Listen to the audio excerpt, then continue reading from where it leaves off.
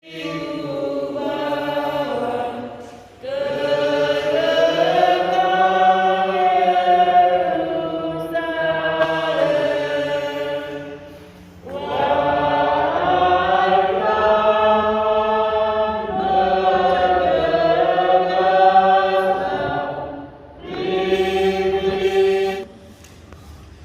nama Bapa dan Putra dan Roh Kudus.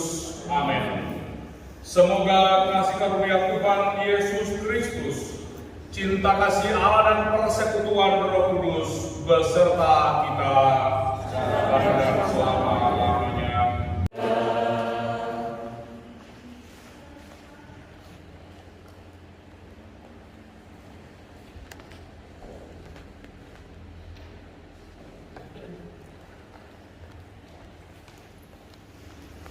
Tuhan beserta kita. Inilah Injil suci menurut Markus. Dimuliakan Tuhan.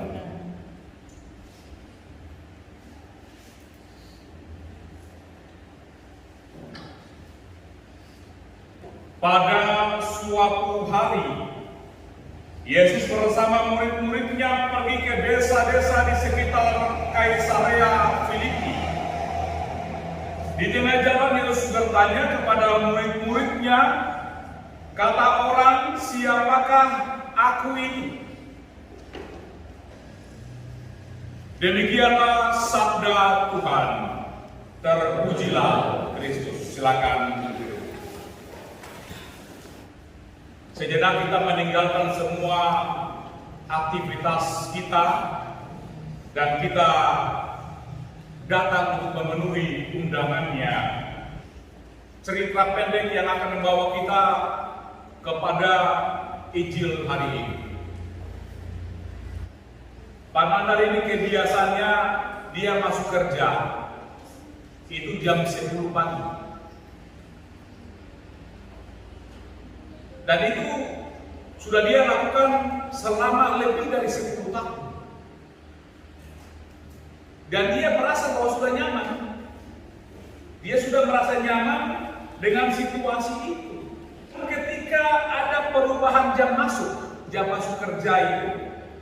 Dari jam yang biasa dia jam 10, lalu ada perubahan jam masuk, mulai masuk kantor jam 07.30. Kebiasaan yang sudah dilakukan oleh Pak Nandar ini, akhirnya dia merasa kerepotan. Biasanya dia masih sempat santai-santai sebelum masuk kantor karena jam 10 kan masuknya. Bapak Ibu saudara-saudari yang dikasihi Kristus. Pengalaman serupa yang dilakukan oleh Pak Nandar ini bisa saja terjadi pada kehidupan kita. Banyak orang itu tidak mampu keluar dari zona nyaman. Jika zona nyaman itu diganggu, ini sudah pasti akan menimbulkan suatu bentuk penolakan.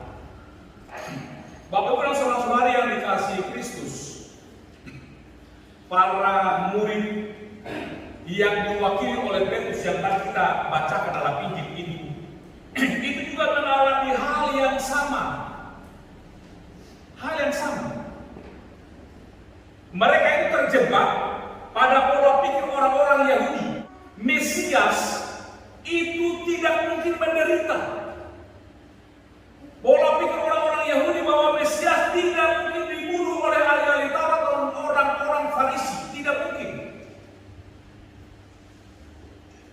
Nah, oleh karena itu, maka ketika Yesus mulai mengajarkan orang-orang banyak yang ada di sekitar itu, Yesus mengatakan bahwa anak manusia harus menanggung banyak penderitaan dan ditolak oleh tua-tua, imam-imam kepala dan ahli-ahli Taurat, lalu dibunuh dan dibangkitkan sesudah 3 hari. Yesus tempat itu, dia menyampaikan itu kepada banyak orang. Saat itu Petrus di samping mendengarkan. Tuh, kenapa Tuhan Yesus mengatakan begitu? Gurunya mengatakan begitu. Kenapa dia harus disalibkan? Lalu mati pada hari yang ketiga. Sentak saja Petrus menarik Yesus ke samping. Lalu Petrus menegur Yesus. Petrus merasa tidak terima. Tidak terima dengan apa? Dengan perkataan Yesus tentang penderitaan anak manusia. Bagi mereka saudara-saudari, Mesias adalah raja yang berkuasa. Tidak mungkin disiksa dan dibunuh oleh ahli Taurat. Petrus dia berpikir bahwa jalan sengsara penderitaan itu bukan jalan yang harus ditempuh untuk mendapatkan keselamatan, bukan. Ini Petrus berpikir seperti itu. Lalu berpalinglah Yesus kepada murid-muridnya itu. Dia memandang murid-muridnya. Yesus memarahi Petrus. Tadi keras di situ dikatakan, "Nyalah iblis, sebab engkau bukan memikirkan apa yang dipikirkan Allah, melainkan apa yang dipikirkan manusia." Rasa nyaman tidak selalu menjadi jalan keselamatan. Tetapi penderitaan, sengsara, bahkan kematian, ini bisa menjadi jalan keselamatan. Karena itu, Yesus dia menegaskan tadi. Yesus mengatakan, setiap orang yang mau mengikuti aku, ia harus menyangkal dirinya, memikul salibnya, dan mengikuti aku. Penderitaan dan kesengsaraan ini tidak selalu dia buruk dan harus kita hindari, melainkan harus dijalani sebagai bagian dari rencana besar Tuhan di dalam hidup kita. Bapak Ibu dan saudara-saudari, Tuhan dia tidak pernah menjanjikan bahwa orang-orang yang setia dan taat kepadanya akan terbebas dari kesulitan ataukah penderitaan. Tuhan tidak pernah. Kenapa demikian? Karena di dalam inilah dia mengatakan menyangkal diri dan memikul salib. Menyangkal diri berarti kita ini harus meninggalkan segala sesuatu yang menjadi kebiasaan kita.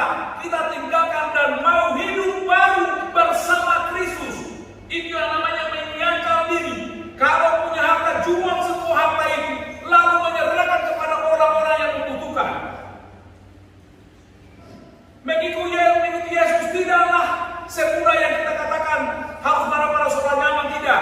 Harus pikul salib, berarti kita harus ikut menderita bersama-sama dengan Yesus. Bukan seperti orang-orang Yahudi yang berpikir bahwa Yesus kan Mesias, dia tidak bisa dibunuh atau disakiti. Tetapi Yesus mengatakan bahwa ketika mengikuti dia harus memikul salib. Memikul salib berarti harus mau turut menderita bersama-sama dengan Yesus. Jadi jangan kita mengatakan bahwa kalau mengikuti Yesus berarti kita terbebas dari kesulitan dan penderitaan. Tidak. Kita semakin akan dicobai dengan penderitaan, dengan kesulitan, dengan apa segala macam. Karena kita memang sudah mengikuti jalannya, maka kita harus memikul salibnya. Di dalam bacaan Yesaya, bacaan pertama tadi, mengatakan bahwa orang-orang hendak memukulinya, mencabut janggutnya, dan meludahi wajahnya, sekalipun mengalami penganiayaan dan penolakan berbalik terbalik dari pikiran Petrus. Dia mengatakan, Tuhan Allah telah membuka telingaku dan aku tidak memberontak, tidak berpaling ke belakang. Aku memberikan punggungku kepada orang-orang yang memukuli aku, pipiku kepada orang-orang yang mau mencabuti janggutku.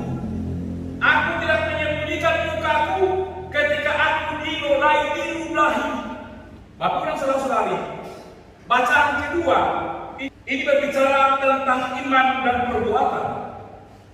Iman dan perbuatan adalah satu kesatuan dalam kehidupan orang percaya. Itu seperti gambar dua mata gambar uang itu, logam itu, kalau sebelahnya itu ada gambar Garuda katakanlah, sebelahnya nominalnya 500 rupiah, itu tidak bisa dipisahkan antara satu dengan yang lainnya. Coba yang satunya itu ada gambar Garuda, di sebelahnya nominalnya tidak ada.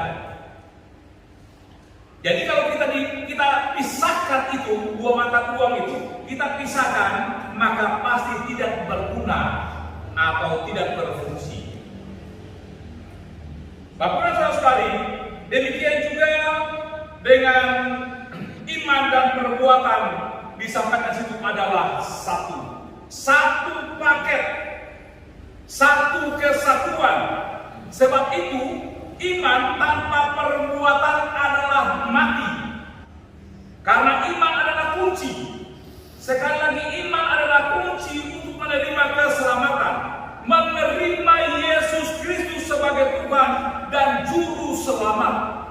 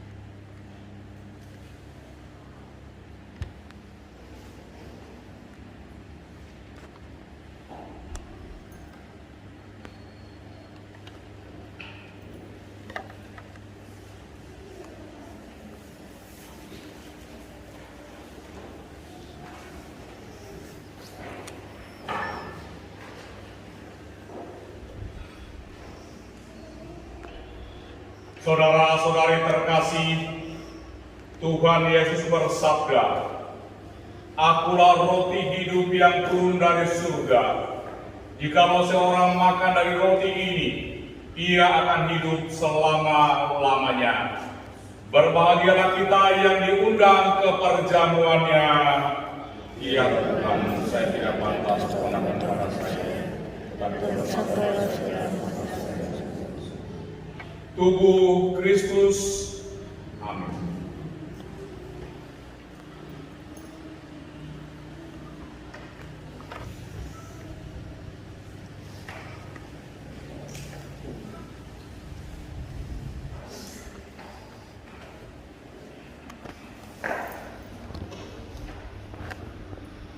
Pada bakti 286, 286.